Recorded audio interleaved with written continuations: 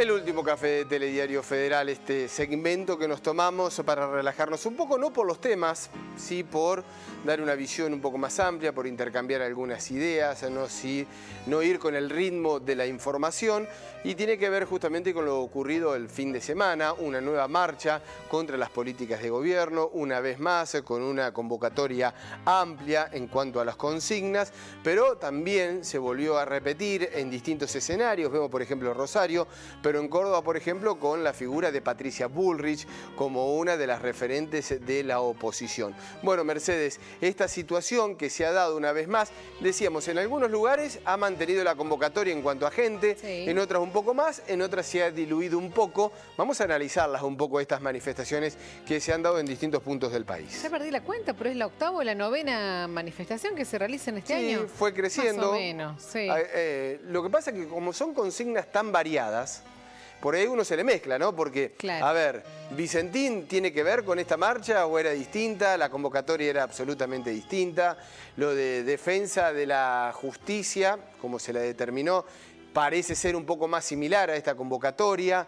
Pero bueno, allí está, en el medio de la pandemia, las marchas contra el gobierno de Alberto Fernández. Bueno, vamos a conversar sobre este tema con el licenciado Roger Fabre, que es politólogo, y con Jeremías Biglia, comunicador social y analista político. A los dos, bienvenidos, ¿cómo están?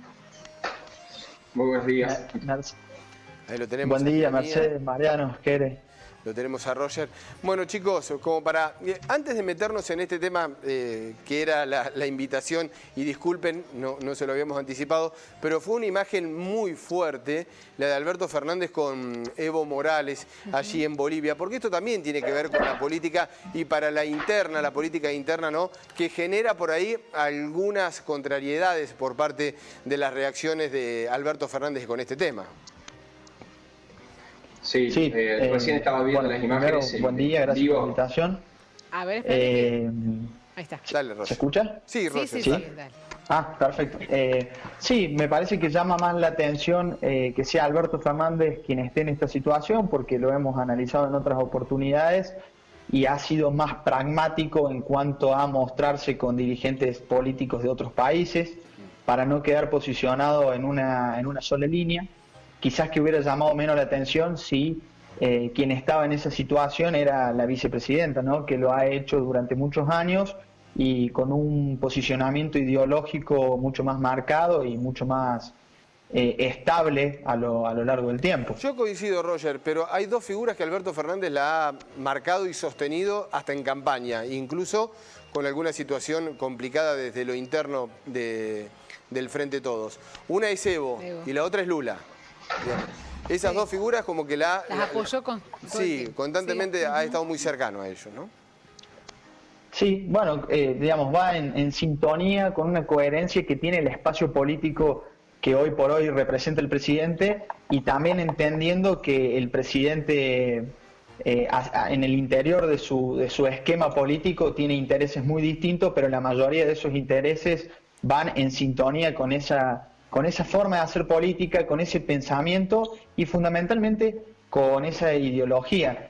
Hay que ver si él lo hace por una cuestión de convicciones o lo hace por una cuestión, no diría de oportunismo, pero sí de pragmatismo político, y viendo también en América Latina, pero fundamentalmente en el mundo, cómo se están dando las relaciones de poder y cómo sectores políticos o fuerzas políticas que hasta hace unos años gobernaron y parecían que habían quedado en el pasado, están reivindicándose y están de nuevo ocupando espacios de poder. Hay que ver qué pasa en ese sentido con Brasil de acá a un tiempo, si la imagen de Bolsonaro continúa y sostiene una línea de política que viene perdiendo mucho poder y viene perdiendo mucho peso, o si surge de nuevo los partidos mayoritarios, digamos el sistema político tradicional tal cual lo conocíamos, y vuelve a cambiar el esquema regional de la política exterior de los países.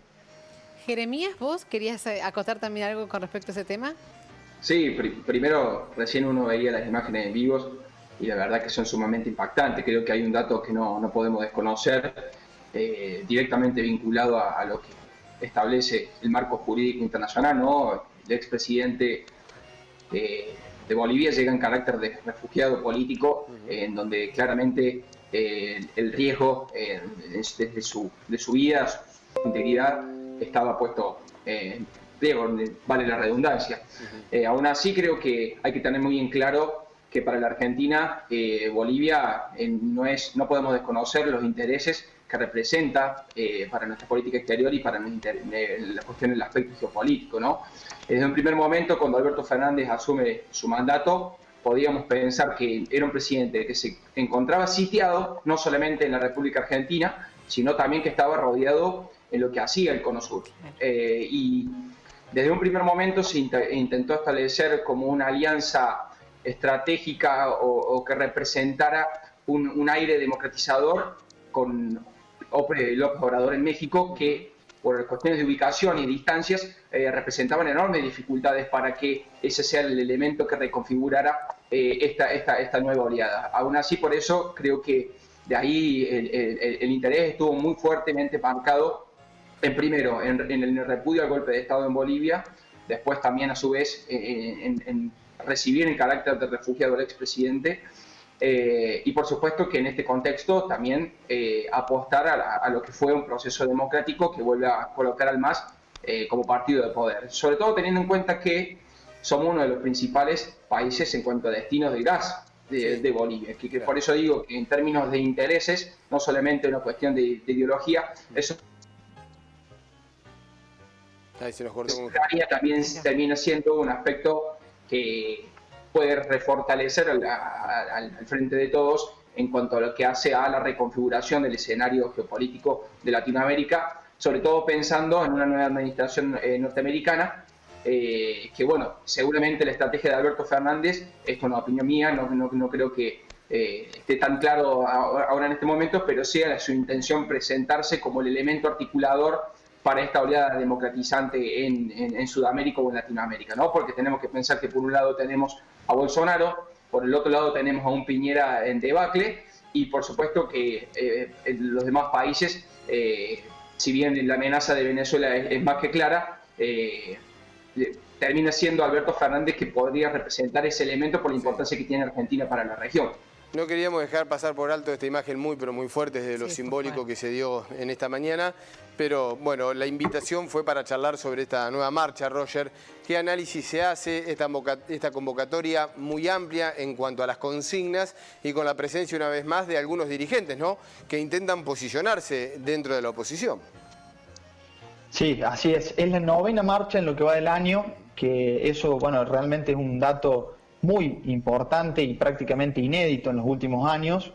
Y a mí me parece que hay que ser muy analítico a la hora de analizarlo, ¿no? En primer lugar, son dos partes. En primer lugar, decir si es un reclamo concreto, puntual.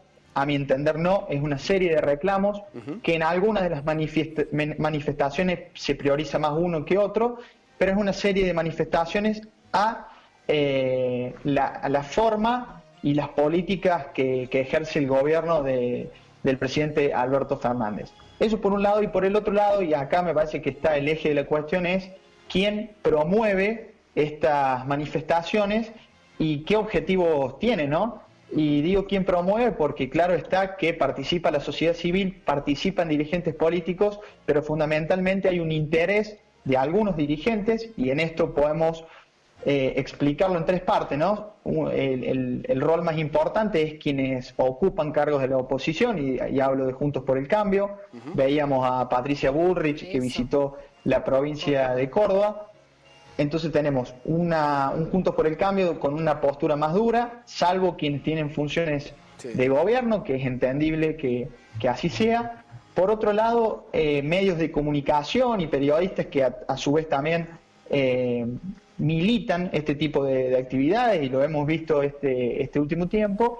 Y en tercer lugar, un factor político que quizás que muchas veces no hemos tenido en cuenta, pero hoy me parece que merece que sea digno de análisis, que tiene que ver con actores políticos que no forman parte del sistema, pero que están dando la disputa y están empezando a caminar un camino para que el año que viene ingresen al sistema. Y hablo de los libertarios que hoy por hoy no tienen responsabilidades de gobierno ni de oposición, pero que claramente tienen una agenda y es ingresar al sistema el año que viene y posicionar ya sea al oficialismo como a la oposición tradicional en la misma vereda de la política tradicional y ellos mostrarse como una nueva forma de hacer política que merecen por parte de la gente y de la sociedad una oportunidad, por lo menos en términos legislativos, y hay que ver en el futuro si en términos ejecutivos. Sí. ¿Qué nombres, por ejemplo, Roger? ¿Alguno así más conocido?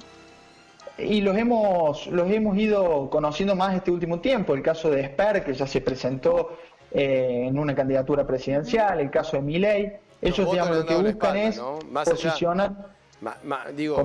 que los votos le han dado la espalda, más allá de este peregrinar, de presentarse, de estar en los estudios televisivos. Digo, la gente no los apoyó con los votos. Fue muy no, exactamente, y tienen una debilidad que es el poder territorial.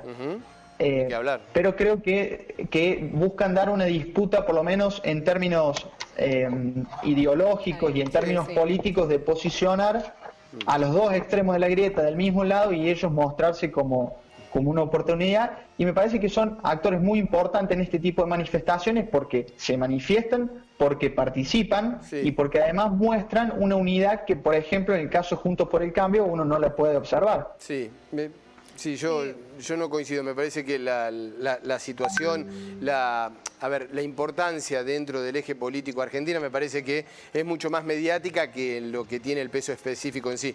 Pero puede ser un camino y puede ser una proyección. Jeremías, no se diluye la marcha. Eso me parece que es un dato. No es fácil sostener 9 marchas en la calle. No, justamente creo que lo que uno tiene que advertir es que gran parte de la sociedad civil, o podríamos decir, un polo dentro de los procesos de identificación política que existen en la actualidad en Argentina, ha logrado, en cierta manera, encontrar en la calle como un espacio de disputa, también un espacio de expresión de disconformidad, y también como un mecanismo de participación que por ahí los mecanismos tradicionales de nuestra democracia no lo está pudiendo establecer. Por eso yo siempre trato de advertir esto, ¿no? Que si bien es un mensaje en donde uno puede decir sí, entendiendo cómo funciona el fenómeno de la identificación y la representación en política, es más claro, es más posible que este conjunto de la sociedad se identifique más con la oposición que por el gobierno, sin duda que es así. Aún así yo creo que hay un mensaje también hacia la oposición en donde implícitamente se le está diciendo que termina siendo insuficiente o la sociedad civil no termina de encontrar en la oposición las garantías para estas demandas que se están intentando establecer. Y yo ahí quiero dejar una cosa muy... o sea, ¿cómo se advierte esto? Porque si bien yo coincido con Roger, la presencia de los libertarios ayer fue presencia, pero también generó un rechazo en parte de la población. Yo creo que hay que hacer una comparación muy clara de lo que fue la marcha anterior que tuvimos en el gobierno en el 17 de octubre, ¿no? En donde vemos un modelo de organización vertical en defensa de determinadas políticas, en donde lo que lo promueve es una institución o instituciones tradicionales y que vuelven a retornar a las calles, pero desde ese lugar. En este caso, bajo una consigna muy específica. En este caso estamos hablando de una multimodalidad en donde no hay un elemento articulador central y en donde las demandas son sumamente heterogéneas y lo importante es lo autoconvocado. Por más que después, por supuesto, actores intentan sacar provecho de estas manifestaciones, como ustedes bien dicen, la presencia de dirigentes políticos, etcétera, etcétera, etcétera, creo que ahí hay un riesgo porque termina desvirtuando el espíritu de estas convocatorias, que creo, como decía recién, son muy distintas, por ejemplo, en comparación a la que fue la marcha del oficialismo en cuanto al 17 de octubre. No sé si querías preguntarme algo más. Yo cuando vos decías que por ahí no encuentra esta gente en la oposición tampoco, quién aferre o quién lleve adelante estas consignas, te lo preguntaba si a mí me parece que como estructura sí es Cambiemos. No sé si no lo encuentra de manera individual, personal, dirigencial o como estructura. ¿Tampoco vos decís que se siente representado con Cambiemos? No, sí, por eso decía que en cuanto a la identificación política es mucho más probable que podamos conglomerar a este conjunto de la sociedad en lo que es en la oposición y no en el oficialismo. Aún así, es tan heterogénea la conformación social también de las personas que asisten a esta marcha, por más que el gobierno por ahí intente minimizarlo o intente hacer de todo esto una uniformidad, creo que otra característica de esta es la heterogeneidad. No termino de encontrar en la oposición esa herramienta, si no, no saldría a manifestarse de la manera en que lo hace. Aún así, yo creo que el principal elemento que tenemos que estar también empezando a comprender en estos es el rol que cumplen las nuevas tecnologías de la comunicación, las tecnologías digitales, en lo que hace a la amenaza primero, no a la amenaza, sino a cómo modifica la relación entre sociedad civil y Estado, en esto de podernos convocar de manera autónoma, de manera mutua y generar un hecho político. Cuestión que si no irrumpiera la tecnología e Internet en la política y en la comunicación, no sucedería. Creo que esto es un elemento que para la teoría política, para la democracia, en este caso para el caso argentino, hay que tenerlo en cuenta muy presente porque no es una cosa que pareciera que vayan a desaparecer, sino que van a extenderse por un prolongado tiempo. Bueno, nos quedamos sin tiempo para seguir charlando con ustedes, pero no va a faltar oportunidad, por supuesto, de seguir escuchándolos, porque siempre los convocamos. Es interesante que formen parte de este telediario. Un abrazo a los dos. Muchas gracias, nos vemos. Saludos y buenas Saludos, semanas. Roger. Gracias, Jeremías.